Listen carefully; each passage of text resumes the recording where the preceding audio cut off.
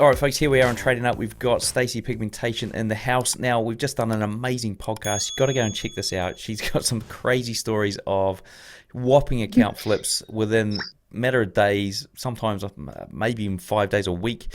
So you've got to go and hear that out and how her journey and got to where she is now. And we got a treat for you. She's going to show us how she trades head and shoulder patterns, which is essentially her bread and butter. So, Stacey, welcome to the show. Thank you. Thank you. Okay, well, I'm let's share your excited to be screen. here. Well, I know you are. Yep, I'm excited to see what you got. So let's share your screen and check it out. Hey folks, my sponsors City Traders Imperium have just launched some amazing changes to their funded trader program you got to check out. You can now skip the whole evaluation, trade gold as well as Forex, plus they've increased the drawdown you're allowed in both the evaluation and when funded. With C2A, it's even faster and easier to reach up to $4 million in funding with a 50 to 70% profit share.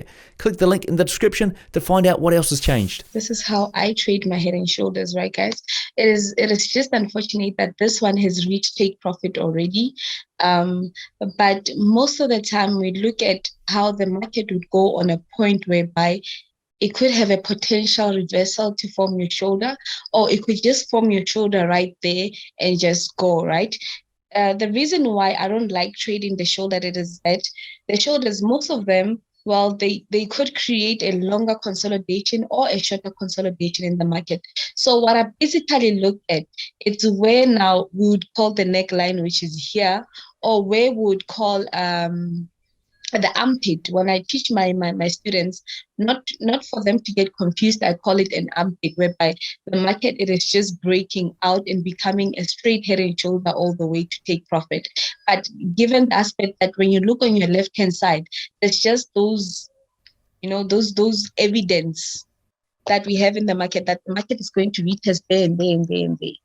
So when we look at this market, you would realize that after the shoulders were being formed, because the head and shoulder, it's supposed to look like this literally, and it does this and it does that. So people are looking to enter here. But what they don't realize is that there will be another head and shoulder that looks like this, right? And then join there, and then you find that it is there. Find another shoulder being here, another one being there. Then the neckline would just literally be like this. Right? So these are the head and shoulders that I'm going to pick out of the market. Then you'll find another head and shoulder. Let me draw the straight ones like this, and it has like almost like a down, then it goes down. But this side, it is just one shoulder that was down there. So now what differentiates a person from this is having to wait for this consolidation to happen. And then as soon as the market has broken out, they find themselves inside of that market. So how would you enter this market here? Would be the question. Well, there's different ways to enter the market. Mostly, well, I teach the breakout, retest, and enter the market. But there's those markets whereby they break out and then they give you an entry. So when I see a breakout on a daily time frame like this, I just don't enter it the very same day. I need assurance in the market that, you know what, this thing is going to hold. So I'm not the one to make decisions because the market has just given me that go ahead to enter. I need assurance. Assurance would be waiting for the price action to actually do what? Give me an assurance that the entry that you're going to have after that is going to be a proper one. If you look at this, price action is saying that this is an engulfing bar. After the engulfing bar, the market gives you an entry right there. Then after entry, you have these consolidations that are happening because of this side. Right? Then the market continues giving you the buying streaks all the way up. So if you're not trading it on a daily time frame, that means you're probably going to have earlier entries. Right? So we just go on. Let's go on insert objects and then just highlight the places that we want to show entries on. I don't know if I'm giving too much information, but I hope not. No, this is good. I'm giving. Okay, then let's go on a 4-hour time frame. On a 4-hour time frame, you can see that when I talk about the 4-hour breakdowns of the market, whereby each and every 4 hours I check what the market has done, right? When you look at the market has broken out with price action right here. The next candlestick, it gave you an entry. But most of the time, you find that after the market has given you an entry there, it could literally come back, retest this position, and then go all the way up, right? Then you need to be aware of where you are entering. Why don't I like entering the very same day when the market is breaking out? It's because I'm avoiding that. You find that I'm entering the market here, and then it comes back to retest, and then I blow, and it goes my direction.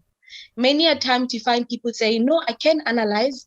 But every time when I enter, I go into little profits, then the market blows me. And then after blowing me, it goes the right direction. It's because now they are rushing into entering the market. So with me, I wait. And most of the times I use horizontal lines to show me where the market is going to retest or where is it going to break out using the bigger time frame. And I'm glad that I'm using the famous crash 500, because most of the people, they look at the 1 minute time frame and they want to catch the spikes, not knowing that the money is seated on a daily time frame or 4-hour time frame or 1 hour time frame that has those entries and exits.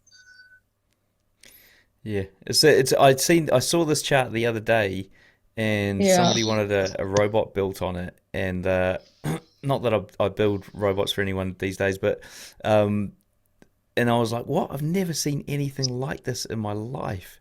It's a crazy looking, and I suppose that's why it's a synthetic market, right? It's it just Yeah. looks like it's been It looks created. weird. Yeah. Yeah. So why are people making losses out of this? It's because now they don't start from a bigger time frame whereby they know that on a daily time frame, this thing is on a buy or on a sell. Right. With me, you need to go from probably a weekly time frame until down day, even though you don't touch much of the monthly, but you need to know what's going on a weekly and daily so that the rest of the time frames could just align with whatever that you're trading. So if I'm trading a head and shoulder that's sitting on a daily time frame, that's what I'm saying. I would wait for tomorrow to enter the market, right? But literally, you find people who want to enter the very same day on a breakout, and then the market does what? A false breakout, then it leaves a shadow there. It goes back into wherever it comes from a consolidation. I always advise that stay away from where the market is consolidating, because now that's where decisions are being made. Now you are being part of the decisions that are made in the market. You're busy blowing inside of a consolidation while you could trade it outside of that consolidation. And do you often get it retracing after or retesting after the day that it's broken out? Yeah, I often get a retest. That's why I'm saying if it has broken out today right there, the next morning I am looking for possibilities of a retest. Then nothing gave me instructions that, hey, the market is going to retest, because as you can see, a retest was supposed to happen somewhere there. That's why, hey, the market, when it got there, it started consolidating. So that means my entries were very safe up until this space here. Okay, so if you saw the next day, it's sort of dropped back to start off the day, and then you might then get in on a retest, or you might not get in the position at all. If I wake up on that day, then the market is retesting. What I'm quickly going to put into my mind is that it's going to retest the 50% of this candlestick, Right. the engulfing bar, right? If it retests the 50% of the engulfing bar, that's when now I start looking for my entries. That means Okay. there's going to be a rejection right there so that I can catch it fresh, and then it goes all the way up with me. So you would be more likely to get on in at the red line or closer to the red line most of the time, or Yes, yeah. Okay. most of the time. I trade it outside of this decision making here. Yeah. Okay. Gotcha. Yeah. Cool. Have you got another example you can share with us of a head and shoulder pattern? Let me say, it's just that you don't trade these pairs. I've got like pick a pair, but okay, one example I made was with this one. I think it's the very same pattern, head and shoulder. It happened on a daily time frame and it's still shooting. And I'm sure my students are just happy about this one, right? Now we're gonna talk about entries and exits. So there's something that I believe in which the market creating a W goes create a V, then M, then A, then A, then W. So what I believe is that when the market has created this side, also needs to create that side, right? As we can see on the market, it created this side here. Then now we are creating the other side that's there. right? Let me clear this off. As you can see, this was a head and shoulder. But on this head and shoulder, you can see that the shoulder took longer. So with me, when the shoulder takes longer, that means I need to have these two lines to show that this was a consolidation that was happening. Then when the market broke out, I needed to wait for a retest because now it broke out and that's where it was going. That means I needed a retest in the market to be assured. As the market was consolidating there, and I knew that it was creating something that was going to go down. It was never going to come back here again to retest. That makes sense. So like you got in at the retest of that red line, which you guys might have to squint to see that, but is that where you got in when it retested the red line? No. Remember I said that now we have this case whereby the market has done this consolidation, right? It's a shoulder, it's another shoulder right there, and that's becoming a head, right? I don't like trading on the shoulders. Why? They tend to drag on giving you a proper entry. So I wouldn't like to trade something that's in decision making, right? So I wait for the breakout. After I need to look at where the market has actually rejected before. And I see that the market has rejected here before. Then what should I wait for? A retest that's going to come back here, right? But I might never have that retest again. Okay, right. Sorry, yeah. Work experience, real life trading.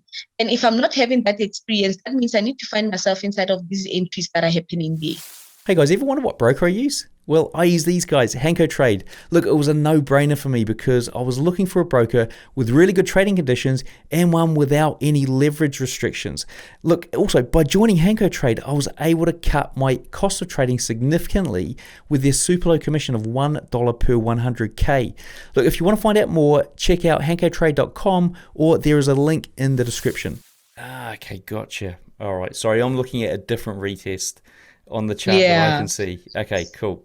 All right, brilliant. Look, Stacey, that's fantastic stuff.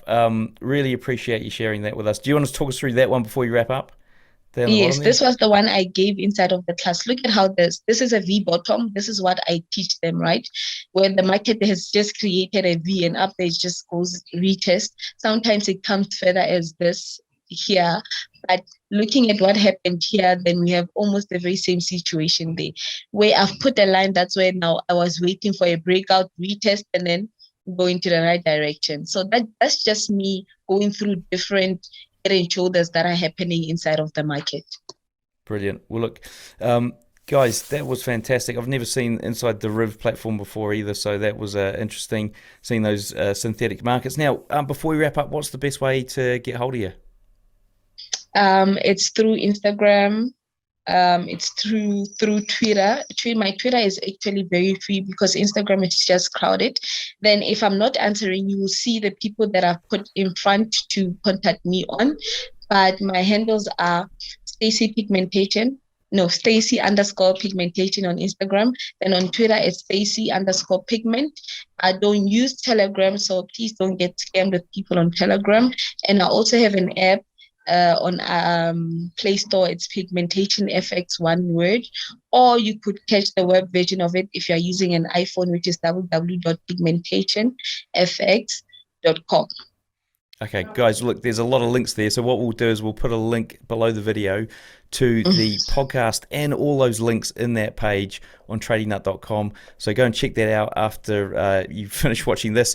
Now, thanks again, Stacey. And guys, if you do want to see more videos like this in the future, hit subscribe, hit the like button, and then click on the notifications bell, click all, and we'll see you in the next video. Thanks for watching.